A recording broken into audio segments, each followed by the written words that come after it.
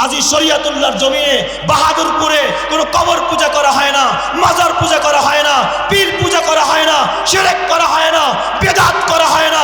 যেই সমস্ত দরবারে পীর পূজা চলে, মাজার পূজা চলে, শিরক চলে, নারী পুরুষ একাকার হয়ে নাচানাচি করে, ওটা পীরের দরবার নয়, ভণ্ডদের আড্ডাখানা। ঠিক না ঠিক জায়গা?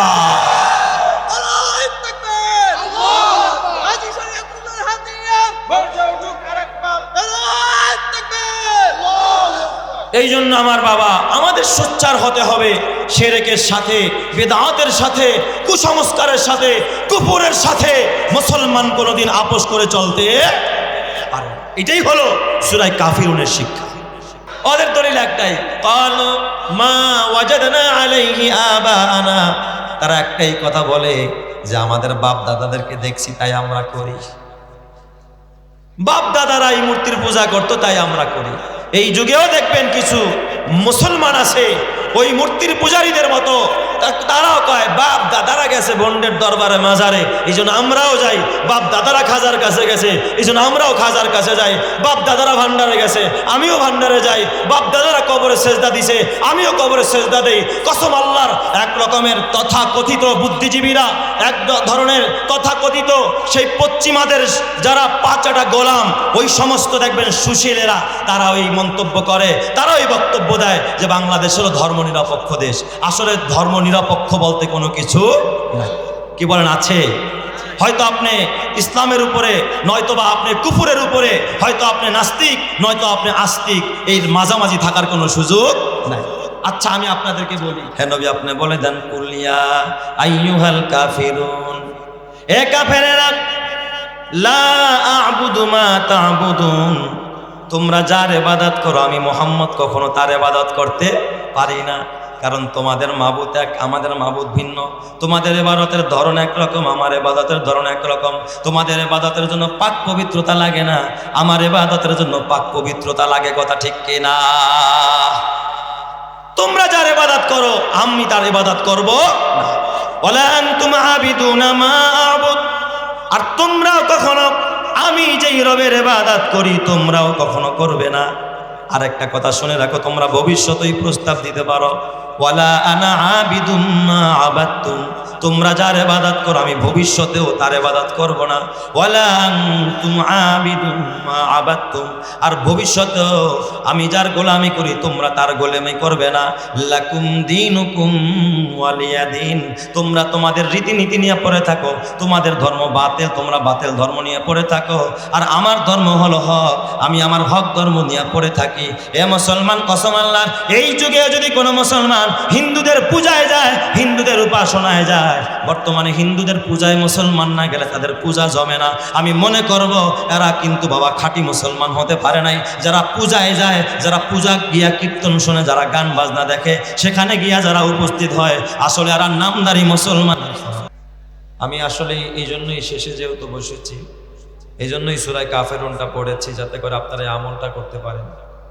কেউ যদি এই সূরাতুত তাওহীদ বা সূরা কাফিরুন পড়ে কেউ ঘুমায়, আল্লাহ তাআলা তাকে শিরক থেকে মুক্ত করে দিবেন, আল্লাহ তাআলা তাকে কুফরি থেকে মুক্ত করে দিবেন, আল্লাহ তাআলা তাকে যাবতীয় বড় পাপ থেকে মুক্ত করে দিবেন। আর এই ঘুমে যদি তার মরণ হয়, সে তাওহীদ নিয়ে, কালিমা নিয়ে তার মরণ হলো, মরতে দেরি হবে, খোদার জান্নাতে যাইতে দেরি হবে না। এই জন্য আমাদের ঘুম যাওয়ার আগে আমল করতে হবে, এই সূরায়ে কাফিরুন তেলাওয়াত করতে হবে। কেউ যদি, নবীজি বলেছেন সফর অবস্থায় সূরা কাফিরুন সফরের শুরুতে তেলাওয়াত করে, ওই সফরের যাবতীয় ঝামেলা, অসারতা, যত জটিলতা, যত ধরনের পেরেশানি আর মুসিবত আছে, ওই সফরের সব পেরেশানি আর মুসিবত আল্লাহ তাআলা হালকা করে দিবে। এই জন্য সূরা কাফিরুন বেশি বেশি পড়া দরকার, আছে না নাই? আবার নবীজি ফজরের 2 রাকাত সুন্নাত নামাজে এবং নবীজি মাগরিবের 2 রাকাত সুন্নাত নামাজে সূরা কাফিরুন পড়তেন প্রথম রাকাতে, দ্বিতীয় রাকাতে সূরা ইখলাস পড়তেন। সুবহানাল্লাহ বলেন। নবীজি ফজরের 2 রাকাত সুন্নাত নামাজে নিয়মিত সূরা প্রথম রাকাতে কাফিরুন পড়তেন, দ্বিতীয় রাকাতে সূরা ইখলাস পড়তেন। মাগরিবের 2 রাকাত সুন্নাত নামাজে নবী আলাইহিস সালাম প্রথম রাকাতে সূরা কাফিরুন পড়তেন, দ্বিতীয় রাকাতে সূরা ইখলাস পড়তেন। শুধু তাই না, নবীজির আমল থেকে পাওয়া যায় যে তওয়াফের পরে আমরা যে বাইতুল্লাহ তওয়াফ করি 7 চক্কর দেই, তওয়াফের পরে 2 রাকাত নামাজ পড়তে হয়। কয় রাকাত? 2 রাকাত। এই 2 রাকাত নামাজের মধ্যেও নবীজি সূরা কাফিরুন তেলাওয়াত করতেন প্রথম রাকাতে, দ্বিতীয় রাকাতে আল্লাহর নবী সূরা ইখলাস পড়তেন। সুবহানাল্লাহি ওয়া বিহামদিহি। তো অন্তত আমরা রাতের সময় ঘুমের টাইমে যেন আমাদের কোনো গুনাহ না হয়, চোখের গুনাহ, জবানের গুনাহ, হাতের গুনাহ, কানের গুনাহ, কল্পনার গুনাহ, কোনো গুনাহ যেন না হয়, আমরা যেন আমল করে ঘুমাতে পারি। আমরা এখানে এসেছি ভালো হওয়ার জন্য। কি বলেন? বাহাদুরপুরের এই মাহফিল থেকে আপনাদেরকে কি লক্ষ লক্ষ টাকা দেওয়া হবে? হ্যাঁ, কোনো আপনাদের জন্য দুনিয়ার কোনো সরঞ্জামাদির ব্যবস্থা হবে? কিছুই হবে না। এখানে এসেছি আমাদের আখেরাতকে সুন্দর করার জন্য, জীবনকে সাজানোর জন্য। আমার জীবন সাজাইতে হলে আমার আমল লাগবে। যার আমল যত ভালো হবে তার জীবন তত সুন্দর হবে, আর যার জীবন যত সুন্দর হবে তার আখেরাত তত সুন্দর হবে। সে খোদার জান্নাতে চিরকাল থাকবে। সুবহানাল্লাহ। হযরতে জুনায়েদ বাগদাদী রহমাতুল্লাহ আলাইহি একজন বড় বুজুর্গ আল্লাহওয়ালা।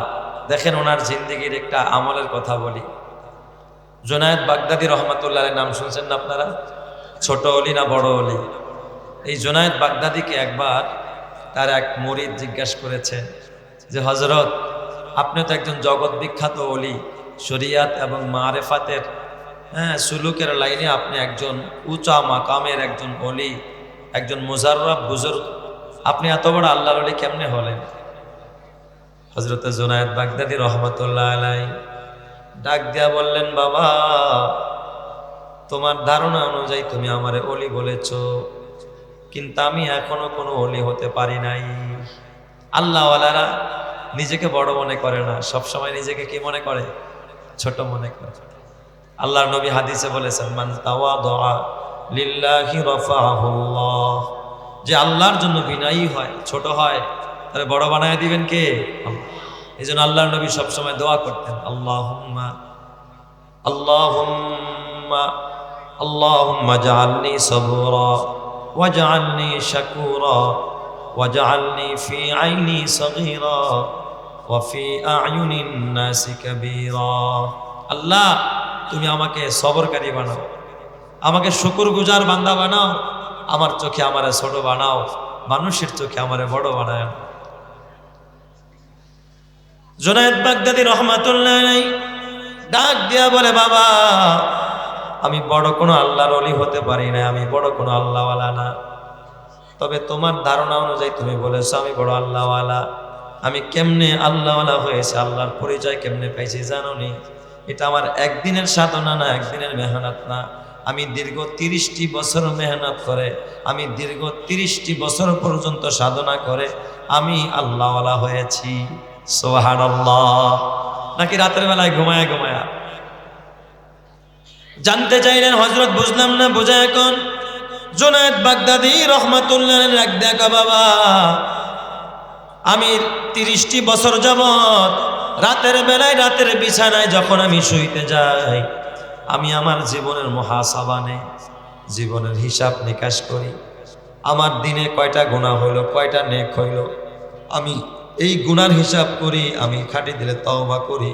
নিজেকে শাস্তি দেওয়ার জন্য সারা রাত জেগে জেগে মালিকের কদমে আমি সিজদায় লুটায়া পড়ি, আমি গোলামিতে কাটাই। আর যদি দেখি আজকে কোনো গুনাহ হয় নাই, আজকে কোনো নাফরমানি হয় নাই, কোনো সুন্নাত তরক হয় নাই, কোনো মুস্তাহাব তরক হয় নাই, ওই দিন আমি রাতের বেলায় আমার রবের শুকরিয়া করে করে আমি রাত কাটাই। সুবহানাল্লাহ। এইভাবে আমি আমার জীবনটাকে 30 বছর যাবত মুহাসাবার ভিতরে নিয়ে আসছি, একটা জবাবদিহিতার ভিতরে নিয়ে আসছি। এই কারণে আল্লাহ তাআলা আমাকে ধাপে ধাপে আস্তে আস্তে আল্লাহ তাআলা বড় বানায়া দিয়েছে। সুবহানাল্লাহ। বিকদরি কাদ্দিন তুকতাসাবুল মাআলি, বিকদরি কাদ্দিন তুকতাসাবুল মাআলি, মান তালাবাল উলা সাহিরাল লায়ালি। বড় হতে হলে রাত জেগে আল্লাহর সাথে কি করতে হয়? কথা বলতে হয়, সম্পর্ক করতে হয়, নিবিড় করতে হয়, গভীর করতে হয়।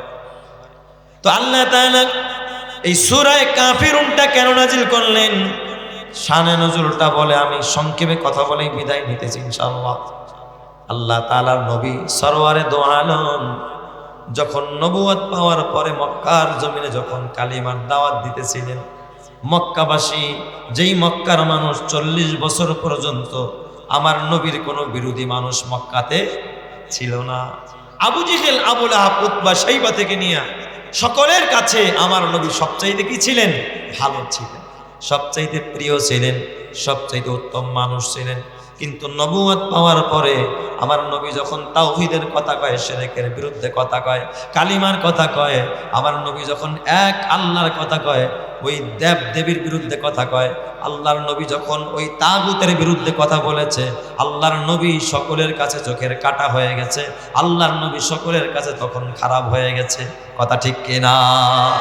এই যুগেও দেখবেন কেউ যদি ভণ্ডদের বিরুদ্ধে কথা বলে, কেউ যদি শিরকের বিরুদ্ধে কথা বলে, কেউ যদি ভণ্ডামির বিরুদ্ধে কথা বলে, কেউ যদি তাগুতের বিরুদ্ধে কথা বলে, কেউ যদি জালেমের বিরুদ্ধে কথা বলে, কেউ যদি জুলুমের বিরুদ্ধে কথা বলে, দেখবেন মানুষ তার বিরোধিতা করা আরম্ভ করে দেয়। কথা ঠিক না ঠিক যেটা আছে না নাই?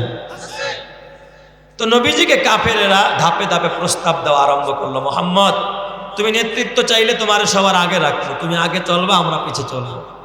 মোহাম্মদ তুমি সুন্দরী নারী চাইলে সুন্দরী নারী দিয়া দিব। ও মোহাম্মদ তুমি যদি আরবের ধনী হতে চাও, ধনাঢ্য বানায় দিব।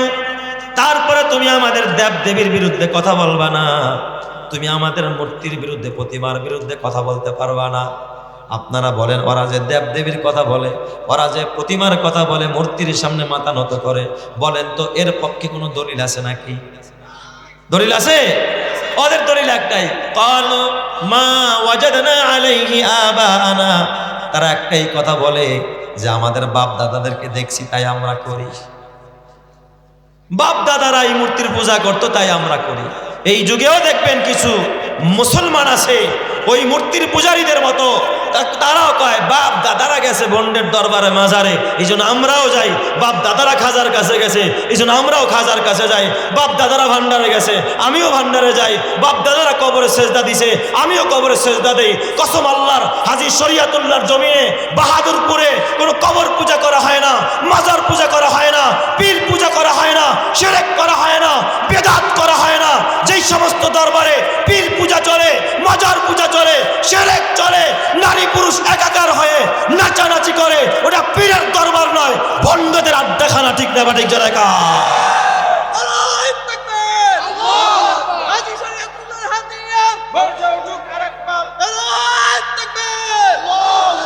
এই জন্য আমার বাবা, আমাদের সোচ্চার হতে হবে শিরকের সাথে, বেদাতের সাথে, কুসংস্কারের সাথে, কুফরের সাথে মুসলমান কোনোদিন আপোষ করে চলতে পারে। এটাই হলো সূরা কাফিরুনের শিক্ষা। ওরা দেখলো না মুহাম্মদের এইভাবে পারা যাচ্ছে না, বিভিন্ন খেতাব দিয়ে নবীকে কুলুষিত করতে চাচ্ছিল, পারে নাই। ওরা এক সময় চিন্তা করলো মুহাম্মদকে শিয়াবে আবি তলেবে বন্দী করো। একদিন আর 2 দিন নয়, 3টি বছর নবীজিকে নির্বাসন দিয়েছিল শিয়াবে আবি তলেবে। 3 বছর জেল খেটেছে আমার নবী। সাহাবায়ে কেরাম কি কষ্টটা করেছে শিয়াবে আবি তলেবের ভিতরে। একবার কাফেরেরা বৈঠকে বসলো, শোনো যে মুহাম্মদ তো আমাদের কুরাইশি মানুষ, একটা কাজ করো, আমরা মুহাম্মদের সাথে একটা সুলাহ করতে চাই, সন্ধি করতে চাই। কি সন্ধি? মুহাম্মদরা আমরা প্রস্তাব দেব যে মুহাম্মদ তুমি তোমার যেই রবের ইবাদত করো, আমরা 1 বছর সবাই মিলে তোমার রবের ইবাদত করব, তোমার সাথে বাইতুল্লাহ তওয়াফ করব, তোমার সাথে আমরা হজ করব, তোমার সাথে আমরা নামাজ পড়ব, তোমার সাথে আমরা যাকাত দিব, তোমার সাথে আমরা রোজা রাখবো। 1 বছর আমরা তুমি যা করো তাই করব। আর পরের বছর মুহাম্মদ তুমি আমাদের সাথে, আমরা যখন ওই সাফা পাহাড়ে তারা একটা মূর্তি স্থাপন করেছিল তার নাম লাত, আর মারোয়া পাহাড়ে আরেকটা মূর্তি স্থাপন করেছিল তার নাম হলো মানাত, আর কাবার মুলতাজিম এই জায়গার পাশেই তারা একটা মূর্তি স্থাপন করেছিল, তার নাম দিয়েছিল হুবল। তারা যখন যা কিছু দরকার পড়তো দৌড়ায়া সাফা পাহাড়ের মূর্তির গায়ে চুমা মারত, মারোয়া পাহাড়ের মূর্তির গায়ে চুম্বন খাইতো, মুলতাজিমের পাশে হুবলের গায়ে গিয়া তারা সেখানে গিয়া বিভিন্ন কামনা বাসনা প্রার্থনা করত। ওরা বলল, মোহাম্মদ 1 বছর সবাই মিলে তোমার খোদার ইবাদত করব, আর 1 বছর তুমি সহ তোমার মুসলমান সহ আমার এই লাতের কাছে সেজদা দিবা, মানাতের কাছে সেজদা দিবা, হুবলের কাছে গিয়া চাইবা, আমাদের দেবদেবীর সামনে মাথা নত করবা। মোহাম্মদ বলো, এটা তো একটা ভালো কথা। আমরা নিরপেক্ষ থাকতে চাই, আমরা সব ক্ষেত্রে কি থাকতে চাই? নিরপেক্ষ থাকতে চাই।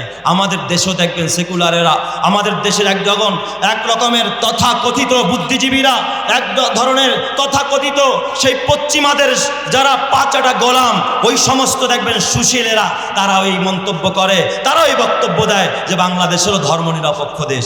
আসলে ধর্ম নিরপেক্ষ বলতে কোনো কিছু নাই। কি বলেন, আছে? হয়তো আপনি ইসলামের উপরে, নয়তোবা আপনি কুফুরের উপরে, হয়তো আপনি নাস্তিক, নয়তো আপনি আস্তিক, এই মাঝামাঝি থাকার কোনো সুযোগ নাই। আচ্ছা, আমি আপনাদেরকে বলি, ঠিক আছে, তো এই কথা যখন তারা বলল, নবীজি বললেন, ঠিক আছে, তোমরা যে প্রস্তাব দিয়েছ, আমি একটু আমার মালিক, কারণ আমি তো ওহী দ্বারা পরিচালিত। বলেন, নবী কিসের দ্বারা পরিচালিত? নাকি ভারত দ্বারা, আমেরিকা দ্বারা, রাশিয়া দ্বারা, চীন দ্বারা? আমার নবী ওহী দ্বারা পরিচালিত। দেখি আল্লাহ পাক আমাকে কি পরামর্শ দেয়। তো আল্লাহর অপেক্ষায় ছিলেন, পরামর্শ পাইলে তারপরে কাফেরদের জবাব দেবে। আল্লাহ তাআলা সাথে সাথে জিবরাইল পাঠায় সূরা কাফিরুন নাজিল করে দিয়েছে। হে নবী, আপনি বলে দেন, কুল ইয়া আইয়ুহাল কাফিরুন, এ কাফেরেরা, লা আ'বুদু মা তা'বুদুন, তোমরা যার ইবাদত করো আমি মুহাম্মদ কখনো তার ইবাদত করতে পারি না। কারণ তোমাদের মাবুদ এক, আমাদের মাবুদ ভিন্ন। তোমাদের ইবাদতের ধরন একরকম, আমার ইবাদতের ধরন একরকম। তোমাদের ইবাদতের জন্য পাক পবিত্রতা লাগে না, আমার ইবাদতের জন্য পাক পবিত্রতা লাগে। কথা ঠিক কিনা? তোমরা যার ইবাদত করো আমি তার ইবাদত করব না। ওয়ালা আনতুম আবিদুনা মা আ'বুদ, আর তোমরাও কখনো আমি যেই রবের ইবাদত করি তোমরাও কখনো করবে না। আরেকটা কথা শুনে রাখো, তোমরা ভবিষ্যতেই প্রস্তাব দিতে পারো, ওয়ালা আনা আবিদুম মা আবাদতুম, তোমরা যার ইবাদত করো আমি ভবিষ্যতেও তার ইবাদত করব না। ওয়ালা আনতুম আবিদুম মা আবাদতুম, আর ভবিষ্যতেও আমি যার গোলামি করি তোমরা তার গোলামি করবে না।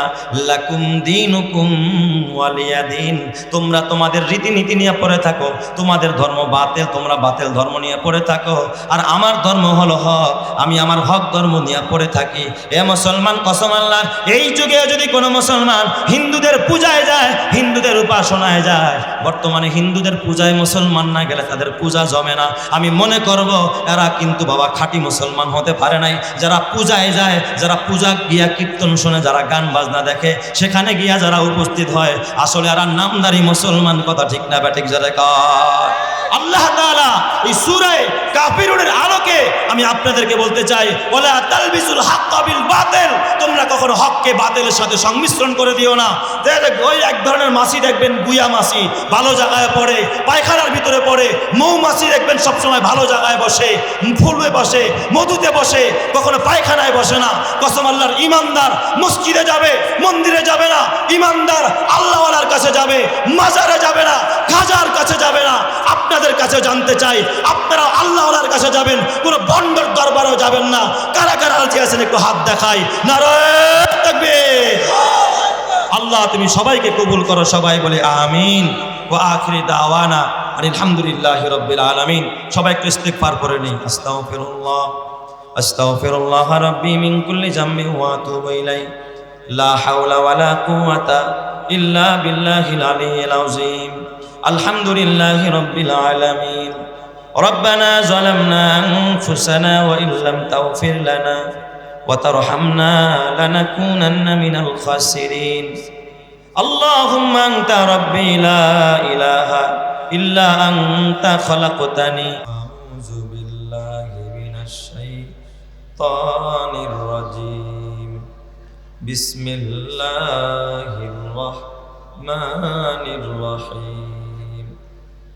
কুল ইয়া আইয়ুহাল কাফিরুন লা আ'বুদু মা তা'বুদুন ওয়ালা আনতুম আবিদুনা মা আ'বুদু ওয়ালা আনা আবিদুম মা আবাদতুম ওয়ালা আনতুম আবিদুনা মা আ'বুদু لكم دينكم ولي دين آمنت بالله صدق الله مولانا العظيم وقال رسول الله صلى الله عليه وسلم حلوة الدنيا مرة الآخرة ومرة الدنيا حلوة الآخرة وصدق رسوله النبي الكريم ونحن على ذلك لمن الشاهدين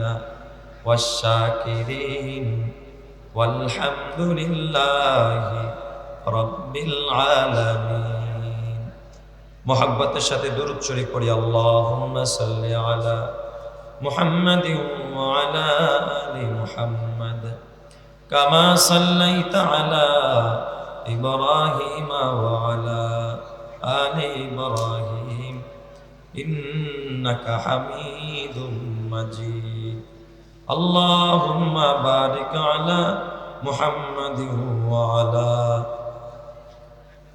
كما باركت على إبراهيم وعلى آل إبراهيم إنك حميد مجيد لا إله إلا الله لا إله إلا الله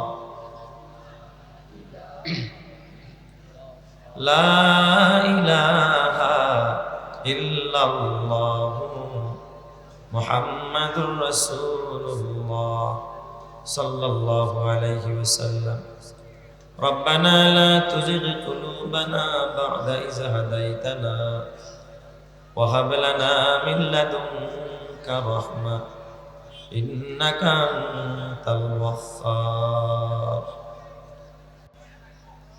হাজী শরিয়তুল্লাহ রহমাতুল্লাহ আলাইহি প্রতিষ্ঠিত বাহাদুরপুর মাদ্রাসার বার্ষিক 3 দিন ব্যাপী ঐতিহাসিক ইসলামী মহাসম্মেলনের দ্বিতীয় দিনের সমাপনী অধিবেশনের শ্রদ্ধাভাজন সভাপতি মুআজ্জাজ মুকাররম কাবিল ইহতিরাম জাতির মুকুটতুল্য উলামায়ে কেরাম মাশায়েখে নিজাম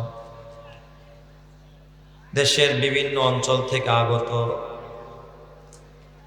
এই আস্তানার সাথে সম্পৃক্ত এবং এই আস্তানাকে ভালোবাসেন মুহিব্বিন ও মুতাআল্লিকিন ধর্মপ্রাণ সকল মুসলমান এবং পর্দার আড়ালে অবস্থানরত মাতৃতুল্য অত্যন্ত শ্রদ্ধেয়া সম্মানিতা মা ও ভগ্নীগণ, শুকরিয়া আদায় করি মহান রব্বুল আলামিনের দরবারে, যিনি আমার মতো নগণ্য গুনাহগারকে আপনাদের মতো নেককারদের সোহবতে এই আস্তানার মহাব্বতে যে মালিক আমাদেরকে এখানে একত্রিত করে দিয়েছেন তার দরবারে জবান ছেড়ে মোহাব্বতের সুরে ভক্তি ভরে কালিমাত শুকর আদায় করে বলি আলহামদুলিল্লাহ। পবিত্র কোরআনুল কারীমের 114টি সূরার মাঝে 109 নম্বর সূরা সূরাতুল কাফিরুন, এই সূরাটি আপনাদের সামনে তেলাওয়াত করেছি। হয়তো তাফসীর করার সময় পাবো না, তবে এই সূরা সম্পর্কে অতি সংক্ষেপে 2-1টি কথা বলেই ইনশাআল্লাহ আমি বিদায় নিব। আল্লাহ তাআলা যেন তেলাওয়াতকৃত এই সূরার নূর এবং হাদিসের নূর আমাদের প্রত্যেকের সিনায় নসিব করেন, সকলেই বলি আমিন। সূরা কাফিরুন পবিত্র কোরআনের একটি গুরুত্বপূর্ণ সূরা। এই সূরাটি যখন কোনো বান্দা তেলাওয়াত করে তখন শয়তান সবচাইতে বেশি রাগান্বিত হয়, বেশি গোসা হয়। কোরআনের অন্য কোনো সূরা পড়লে শয়তান এতটা রাগান্বিত হয় না, গোসা হয় না, কষ্ট পায় না, ব্যথা পায় না। যতটা রাগান্বিত আর কষ্ট আর ব্যথা শয়তান পায় এই সূরা কাফিরুন তেলাওয়াত করলে। কারণ এই সূরার আরেকটি নাম হলো সূরাতুত তাওহীদ। এই সূরার মধ্যে আল্লাহ তাআলা তার তাওহীদের শিক্ষা দিয়েছেন। কুফুরের বিরুদ্ধে আল্লাহ তাআলা সুস্পষ্ট ঘোষণা এই সূরার মাঝে দিয়েছেন। এই সূরাটি এত দামি, এত তাৎপর্যপূর্ণ, নবীজি বলেন পবিত্র কোরআনুল কারীমের মধ্যে সূরায়ে কাফিরুন, এটা হলো রুবুল কোরআন, কোরআনের 1/4। কেউ যদি একবার সূরায়ে কাফিরুন তেলাওয়াত করে, পুরা কোরআনের 4 ভাগের 1 ভাগ তেলাওয়াত করলে যেই পরিমাণ নেকি আর সওয়াব হবে, ওই পরিমাণ নেকি আর সওয়াব আল্লাহ তাআলা ওই বান্দার আমলনামায় দান করবে। এক সাহাবী নবীজির কাছে এসে একটি আমলের ব্যাপারে জানতে চাইলেন, ইয়া রাসূলুল্লাহ, আমি ঘুম যাওয়ার আগে কি আমল করব?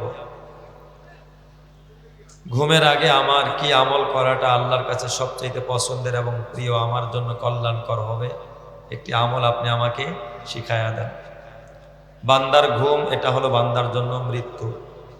এজন্য আমরা যখন ঘুমের দোয়া পড়ি, ঘুম যাওয়ার সময় কি দোয়া পড়ি? আল্লাহুম্মা বিসমিকা আমুতু ওয়া আহিয়া। হে আল্লাহ, তোমার নামেই আমুতু, আমি কি করতেছি? মৃত্যুবরণ করতেছি। ও আহিয়া, আবার তোমার নামে আমি কি হব? জিন্দা হব। তার মানে ঘুমটা হলো বান্দার জন্য কি? মৃত্যু স্বরূপ। এই জন্য ঘুম থেকে জেগে আমরা যেই দোয়াটা পড়ি, কি বলি? আল্লাহ আলহামদুলিল্লাহিল্লাযী আহিয়ানা বা'দামা আমাতানা ওয়া ইলাইহিন নুশুর। প্রশংসা করি ওই জাতের, যিনি আমাকে মৃত্যুর পরে কি দিয়েছেন? জীবন দিয়েছেন। তো ঘুম যাওয়ার আগে সূরায়ে কাফিরুনের এত মর্যাদা, এত মর্যাদা। নবীজি বলেন এটা সূরায়ে তাওহীদ। কেউ যদি এই সূরা পড়ে তারপরে রাতের বিছনায় ঘুমায়,